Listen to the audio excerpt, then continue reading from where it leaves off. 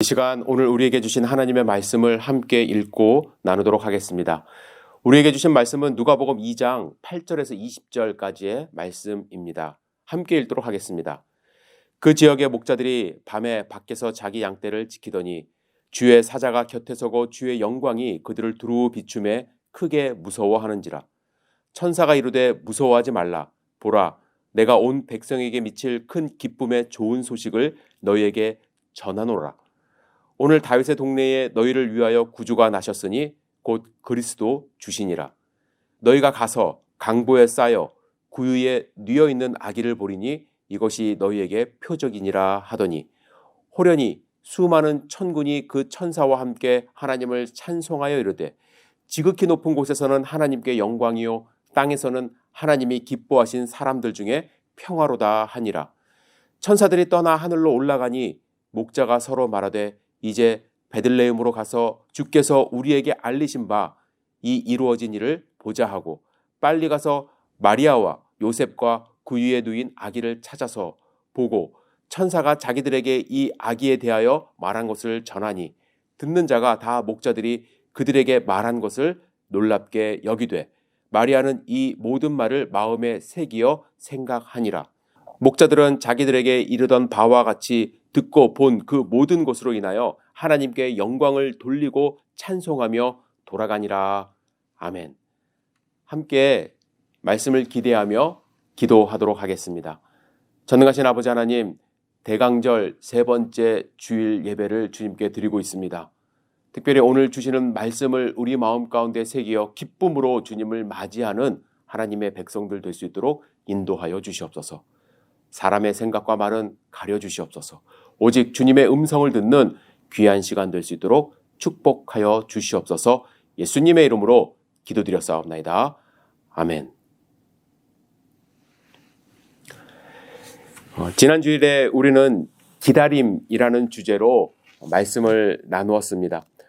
여러분들에게 무언가를 기다린다는 것은 원하는 것이 있는 것이고 또 그로 인하여 변화될 것에 대한 기대감도 있는 것이고 또 이루어질 것이라는 믿음이 있는 것이 바로 기다림이라고 말씀을 드렸습니다.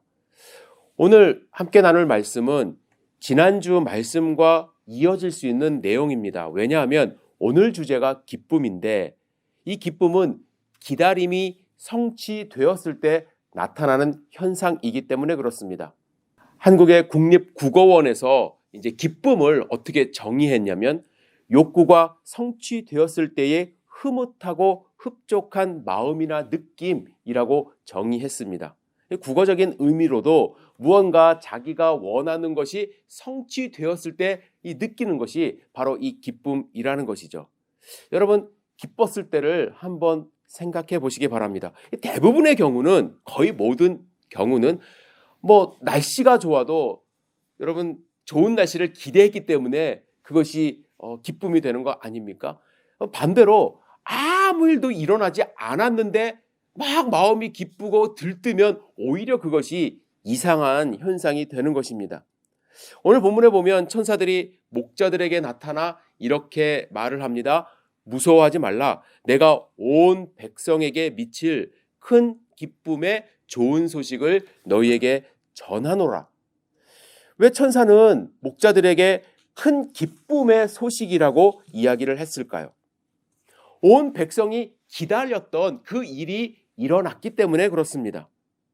그러면 백성들은 무엇을 기다리고 있었나요? 메시아를 기다리고 있었습니다. 하나님의 기름 부음 받은 자를 기다리고 기대하고 있었습니다. 기름 부음 받은 자라는 것은 주권자라는 뜻입니다. 왕이라는 의미도 있습니다. 이 세상에 오셔서 주권을 가지고 자기들을 다스려 주실 하나님의 메시아, 하나님의 기름 부음 받은 자가 탄생했다라는 것이 그들이 기다리고 있었던 것이고 그렇기 때문에 천사는 기쁨이라고 이야기를 하는 것이죠. 그런데 하나님의 기름 부음 받은 자 메시아가 어떻게 그것을 이룰 수 있는가? 그들의 기쁨을 어떻게 성취할 수 있는가? 왕처럼 힘을 발휘하면서 사람들의 병을 고쳐주면서 돈을 많이 벌게 해주면서, 여러분, 이것은 세상의 왕들이 노력하는 일이고요. 하나님이 보내신 메시아는 궁극적으로 우리가 풀 수 없는 숙제, 세상에 어떤 왕도 해줄 수 없는 그 일들을 해주는 것이 이 메시아의 역할입니다. 특별히 죄사함의 권세를 통해서 우리가 죄사함 받고 하나님의 백성이 될 수 있게 하는 것, 그래서 하나님의 나라를 확장하는 것, 그것이 바로 메시아가 하는 일인데, 그렇다면 어떻게 해서 예수님이 이 일들을 하실 수 있었을까? 첫 번째는요, 자신이 하나님과 인간 사이에 화목 제물이 되심으로써 이 일을 완성하셨습니다. 여러분, 우리가 하나님에 대해서 배울 때 가장 기본적으로 하나님이 갖고 있는 두 가지 속성에 대해서 이야기를 합니다. 하나님이 갖고 있는 캐릭터, 첫 번째는 공의로우신 분이라는 거예요. 공의롭다는 것은 뭐 여러 가지 의미가 있을 수 있지만, 쉽게 말씀을 드리면 죄인은 꼭 심판을 하셔야 된다는 거예요. 그죠? 그 관점에서 봤을 때 이 세상의 모든 사람은 하나님의 심판을 받을 수밖에 없습니다. 그러나 하나님이 갖고 있는 또 한 가지 캐릭터가 있어요. 속성이 있어요. 그것은 바로 사랑입니다. 하나님은 모두를 또한 용서하고 싶어 하세요. 특별히 자기의 죄를 깨닫고 회개하는 사람은 특별히 용서하시려고 하십니다. 그래서 구약에서 하나님은 죄인 대신에 죽은 대속 제물의 피와 죽음을 통해서 죄인을 용서하셨습니다. 여기서 중요한 원리가 있습니다.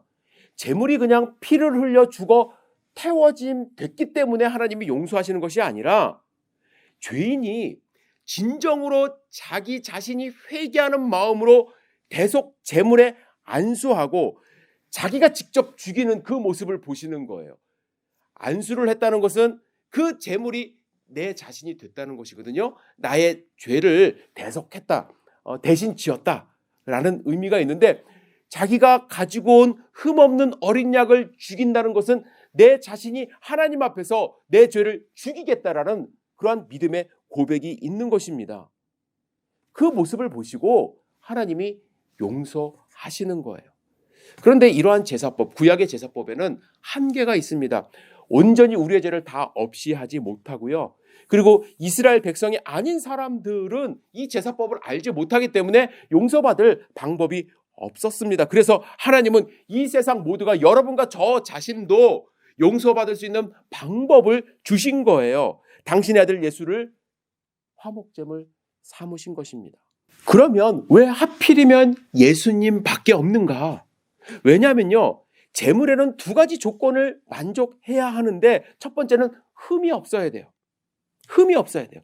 제가 그런데 좀 전에 이 동물로는 우리를 완전하게 할 수 없다고 말씀을 드렸잖아요. 그렇다고 한다면 사람이 그것을 대신할 수 있는가? 없습니다. 왜냐하면 이 세상 모든 사람은 다 죄인이기 때문에 죄인이 죄인을 대신할 수가 없어요. 완전하고 흠이 없으신 분은 하나님밖에 없습니다. 그런데 문제는 두 번째 조건이에요. 제물은 피를 흘리고 죽어야 돼요. 그런데 하나님은 죽을 수가 없는 영적인 존재잖아요. 그래서 하나님은 아들을 인간의 몸으로, 우리를 대신해서 죽을 수 있는 인간의 몸으로 이 땅 가운데 보내신 것입니다. 따라서 여러분, 내가 예수님을 믿는다는 것은요, 예수님이 2000년 전에 이 땅 가운데 오셨지라는 사실을 믿는 것도 중요하지만, 그 사실을 넘어서 예수님이 나의 죄를 대신 지고 십자가에 달려 돌아가셨다. 저 십자가는 내가 죽어야 되는 십자가인데, 나 대신에 예수님이 피를 흘려 대속해 주셨다.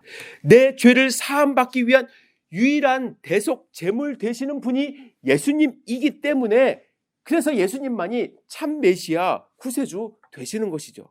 두 번째, 예수님은 죽음의 권세를 이김으로써 우리에게 참된 소망을 주시는 분이기 때문에 하나님의 그리스도 메시아 되시는 겁니다.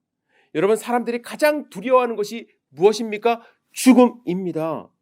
우리가 해결하지 못하는 여러 문제가 있지만 인류가 결코 스스로 해결할 수 없는 문제가 바로 이 죽음의 문제인데, 우리의 참된 왕 되시는 하나님의 메시아 되시는 예수 그리스도가 죽음의 문제를 해결해 주셨기 때문에 예수님은 우리의 메시아가 그리스도가 되는 것이죠. 모든 사람들에게 구원의 소망을 주시고 천국의 소망을 주신 예수님은 하나님의 기름 부음 받은 자입니다. 그 예수님이 탄생한 거예요. 그래서 천사는 큰 기쁨이라고 표현한 것입니다. 온 인류가 기대했던 일이 일어났기 때문에. 그런데 천사는 오늘 본문에 한 가지 단서를 달았어요. 미칠, 울비.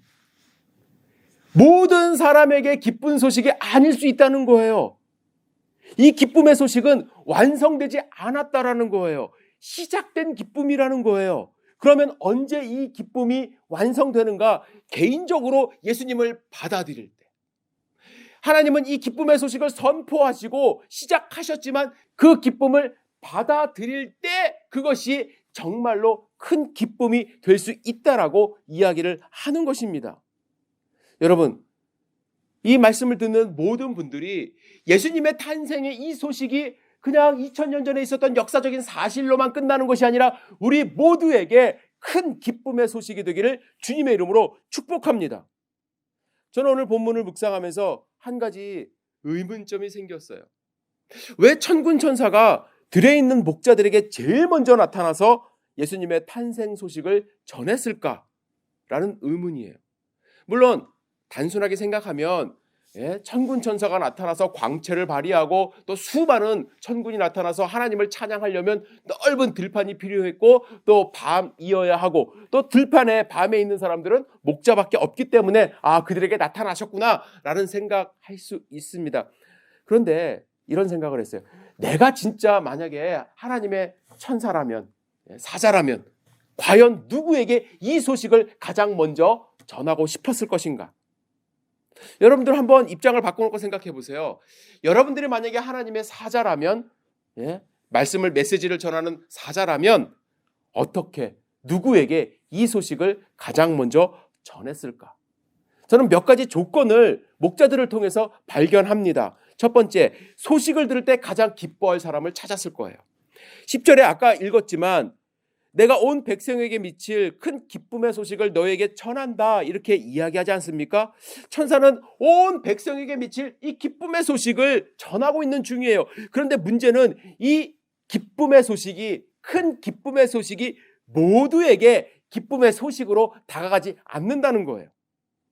이 소식을 듣고 싫어하는 사람도 있고요. 이 소식을 기다리지 않았던 사람도 있고요. 기뻐하지 않을 사람들이 있었다는 것이죠. 그 사람들을 제외하고 보니까 그 중에서 가장 기뻐할 사람으로 목자가 발견된 거예요.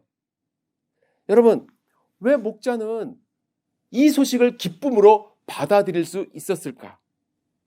여러분, 목자의 삶은요, 우리가 영화나 이런 데 보면 좀 낭만적인 모습도 있지만 결코 그렇지 않습니다. 낭만적이질 않습니다.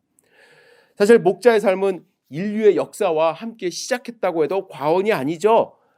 아담의 아들 아벨이 목자였기 때문에 그렇습니다. 그리고 믿음의 조상 아브라함, 야곱, 또 이삭, 또 목자의 삶을 살았습니다. 고대 근동 지방에서는 이 목자들의 삶이 그런대로 괜찮았습니다. 왜? 목자들이 많았기 때문에, 정착을 하기 전이었기 때문에. 그런데 이들이 도시를 만들고 정착하기 시작하면서 이 목자의 삶은 기피하는 그러한 삶이 되었습니다. 위험했기 때문에. 여러분, 야곱도 마찬가지입니다. 12명의 아들이 있지 않았습니까? 야곱이 가장 사랑하는 요셉과 막내 베냐민은 목자로 보내지 않았어요. 힘들고 어려운 일이기 때문에 그렇습니다. 그죠? 다윗도 어린 나이에 목자로서의 삶을 살지 않았습니까? 그 이유 중에 하나가 무엇이냐면 막내 아들이었기 때문에. 형들은 귀찮고 천한 일이어서 형들에게 밀려서 그가 그 일을 한 거예요. 예수님 당시의 유대 사회는 이미 도시화가 되었습니다. 그죠? 예루살렘에 많은 사람들이 살았고요. 그래서 이 목자는 그 당시에도 이미 기피하는 직업, 천한 직업이 된 거예요. 목자는 낮에는 뜨거운 열기와 또 밤에는 추위와 싸워야만 합니다. 잠 못 자는 밤을 지내야만 합니다. 위험을 무릅쓰고 사자, 이리, 곰 같은 포식 동물과 도둑으로부터 양을 목숨 걸고 지켜야만 합니다. 목자는 양떼가 흩어지지 않게 해야 될 뿐만 아니라 길 잃은 어린 양을 찾아 다녀야 되고, 약하거나 지친 어린 양을 품에 안고 또 병들거나 다친 양을 돌보아야만 합니다. 부러진 다리를 싸매주고 또 다친 곳에 올리브 기름을 발라주어서 덧나지 않도록 해야만 합니다. 목자는 외롭고 힘들고 그리고 가난한 삶을 살았다고 합니다. 목자는 양들을 인도하는 그러한 삶을 살았지만 정작 자신들을 인도해줄 주인이 그리웠던 그러한 사람들입니다. 그래서 목자들이야말로 그들의 삶을 알아주고 위로해주고 그들의 삶을 구원해줄 구세주를 애타게 기다리고 있었던 것입니다. 춥고 어두운 들판에서 매일 같은 반복되는 일상 속에서 진정으로 그들이 의지할 수 있고 또 그들을 인도해줄 참된 주인을 기다린 것입니다. 그렇기 때문에 이 천사의 소식은 그들에게 정말로 기쁨의 소식이 될 수 있었던 것이죠. 하지만 도시 안에 있었던 대부분의 사람들은 이 메시아를 찾거나 기다리지 않았습니다. 왜냐하면 스스로 주인이 되고 정말로 그렇게 주인 노릇하면서 사는 사람들이 많았기 때문이죠. 특별히 헤롯, 그는 스스로 왕이 되었어요. 그죠? 그 왕권을 지키기 위해서 엄청나게 노력했습니다. 그렇기 때문에 이 기쁜 소식이 동방박사가 와서 전해줄 때 분노가 되었어요. 그래서 2살 미만의 어린 아이들을 다 죽이는 그런 비참한 일까지도 저지릅니다. 헤로단뿐만 아니라요, 바리새인, 제사장, 율법학자 모두는 하나님을 주인으로 섬긴다고 그러고 메시아를 기다린다고 말은 하지만 정작 메시아가 이 땅 가운데 왔을 때 그를 십자가에 못 박아 죽였습니다. 로마인, 그리스인, 유대인 모두 자기의 주인을 섬기며 혹은 자기 스스로 주인이 되며 살아갔습니다. 그래서 천사는 이 소식을 들을 때 가장 기뻐할 수 있는 사람을 찾았고, 그들은 들판에서 양을 지키던 그리고 주인을 기다리던 목자들이었던 것입니다. 2번째로 제가 본문을 묵상하면서 내가 만약에 하나님의 사자였다면 누구에게 이 소식을 전했을까를 생각했을 때 내가 전한 소식을 가볍게 여기지 않고 진짜로 그에게 가서 경배할 수 있는 사람은 누구였을까를 고민했을 것 같습니다. 저는 목자들이 예수님을 찾아간 것이 그렇게 말처럼 쉬운 일은 아니었다고 생각을 합니다. 여러분 한번 생각해 보세요. 여러분들이 만약에 밤중에 이러한 광경을 여러 사람이 함께 봤다고 해보세요. 그 중에는 여러분들, 우리 중에는 빨리 가서 예수님께 경배하자라고 이렇게 나서는 분들도 계시겠지만, 만약에 저 같으면 좀 의심했을 수도 있어요. 저는 의심이 조금 있어요. 야, 우리가 본 것이 사실일까? 진짜 메시아가 나타났을까? 태어났을까? 우리가 간다고 한들 그게 무슨 큰 변화가 있을까? 우리가 왜 가야 되지? 라고 이제 주저하는 그런 모습도 있었을 것이고요. 또 만약에 세상 사람들에게 천군 천사가 나타나서 이러한 이야기를 전했을 때 어떤 사람들은 나 바빠서 못 가. 그래? 잘 태어나셨겠지. 라고 하면서 그냥 안 갈 사람이 많았을 것이라는 것이죠. 예수님의 비유 가운데 어떤 부자가 잔치를 배설을 하고 많은 사람들을 초청했습니다. 그때 다 왔나요? 아니에요. 안 왔어요. 바쁘다는 핑계로 장가 가야 된다, 소를 샀다, 땅을 샀다. 세상에 많은 사람들은 이 잔치의 기쁜 소식을 듣고도 오지 않습니다. 그것이 현실이에요. 그래서 천군 천사는 정말로 이 기쁜 소식을 듣고 움직일 수 있는 사람, 찾아갈 수 있는 사람, 그를 먼저 찾았다는 것이죠. 여러분, 내가 한밤중에 천사의 소리를 듣고 움직일 수 있었다는 것은 한편으로는 어떤 분들은 당연하지, 그거 천군 천사가 나타나는데 움직여야지 라고 생각할 수도 있지만 다 그렇지 않다는 거예요. 자기가 본 것을 확인해 보고 싶은 그런 간절함이 있어야 돼요. 그리고 또 한 가지, 무엇이 있어야 되냐면 얽매이지 않아야 가능해요.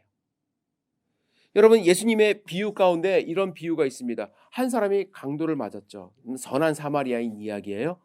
거의 죽어가는 사람을 보면서 그 옆을 그냥 스쳐 지나가는 사람들이 있었어요. 그들은 거룩한 삶을 살려고 노력하던 제사장과 레위인이 그랬습니다. 여러분, 그들이 왜 그랬을까요? 그들이 악해서? 물론 악한 사람이었기 때문에 그랬을 수도 있지만 그들이 갖고 있었던 어떠한 의무감, 책임감을 내려놓지 못했어요. 사람을 살리고 사람을 도와주는 것이 먼저 선행되어야 함에도 불구하고 그들은 아마도 성전에 들어가서 자기들이 해야 할 일을 먼저 생각함으로써 죽어가는 사람들조차도 지나치는 그런 모습을 보였다는 것이죠. 여러분, 사람들은 그래요. 생명을 살리는 일도 자기 일에 밀려요. 그런데 갓난아기를 확인하는 것, 그에게 가서 경배하는 것, 의외로 이러한 일을 경험하고도 움직이지 않을 사람들이 많이 있다는 것입니다. 천사가 목자들에게 나타난 이유는요, 그들이야말로 예수님의 탄생 소식을 현실로, 사실로 받아들이고, 그리고 무엇에도 얽매이지 않고 예수님께 달려나가 경배할 수 있는 사람들이었기 때문에 그에게 가장 먼저 나타나 이 소식을 전했을 거라 저는 생각합니다. 여러분들은 어떠세요? 예수님 탄생의 이 기쁜 소식을 정말로 기쁜 마음으로 누구에겐가 전할 수 있는 마음과 환경이 있으십니까?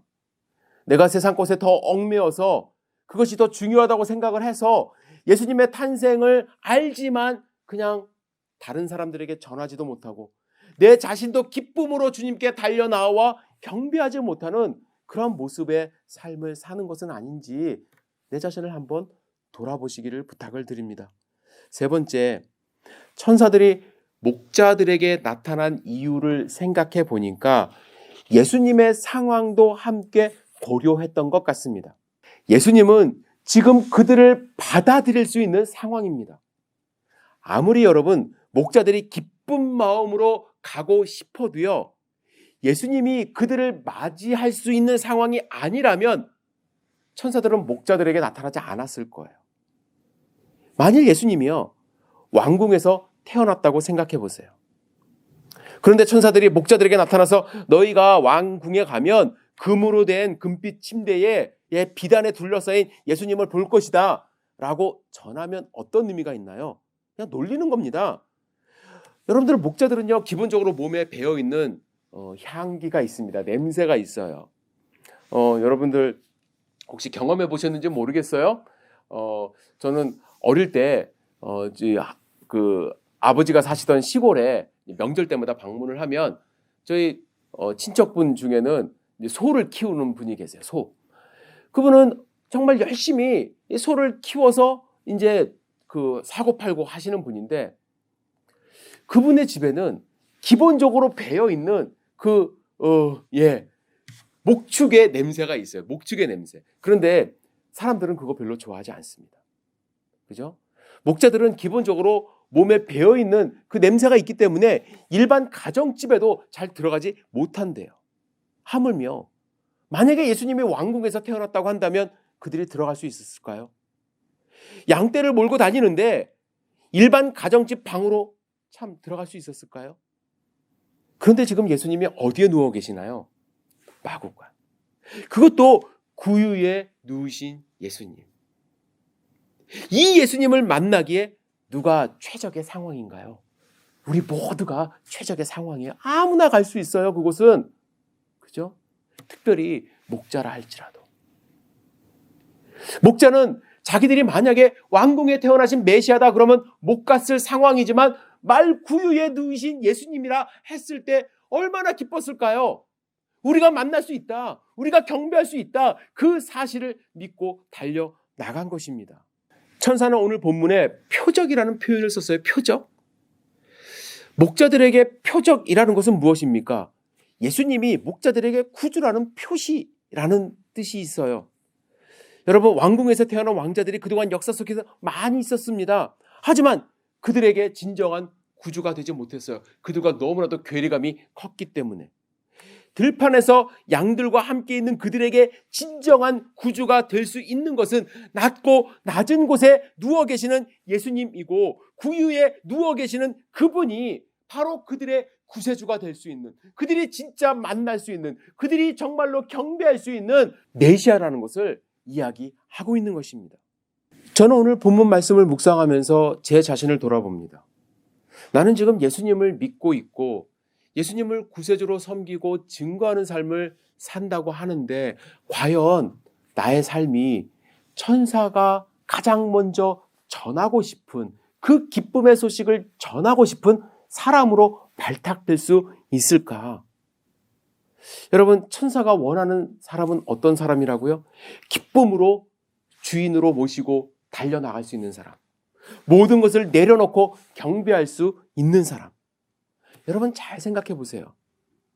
우리는 구주를 기다린다는 찬송을 부릅니다.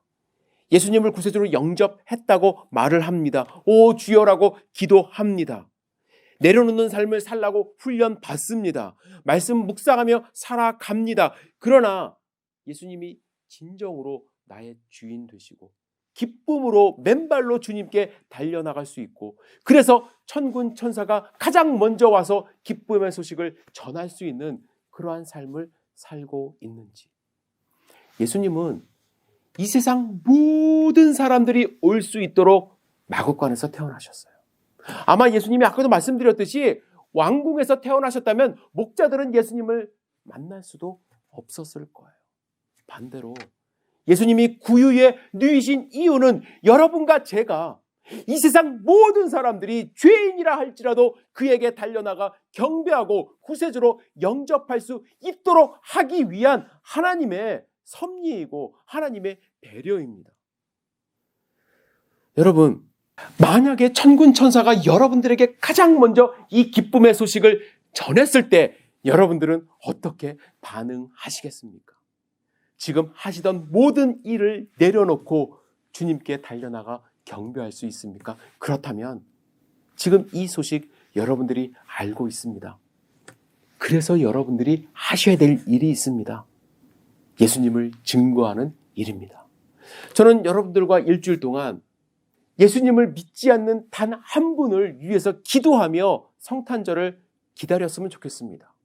여러분들이 받으신 이 기쁨의 소식을, 큰 기쁨의 소식을 누구에겐가 꼭 전하는 2020년 성탄절이 되기를 주님의 이름으로 축복합니다. 여러분들이 바로 목자입니다. 여러분들이 바로 그 기쁨의 소식을 들고 나아가야 될 하나님의 백성들입니다. 기도하시겠습니다. 사랑과 은혜가 충만하신 아버지 하나님, 오늘 우리에게 주신 말씀을 마음 가운데 새기고 살아갈 수 있도록 인도하여 주시옵소서. 주님이 탄생하신 기쁨의 소식을 듣고 나 혼자만 그냥 간직하고 없애는 것이 아니라 누구에겐가 반드시 전하고 경배하는 하나님의 백성들 될 수 있도록 인도하여 주시옵소서. 예수님의 이름으로 기도드렸사옵나이다. 아멘.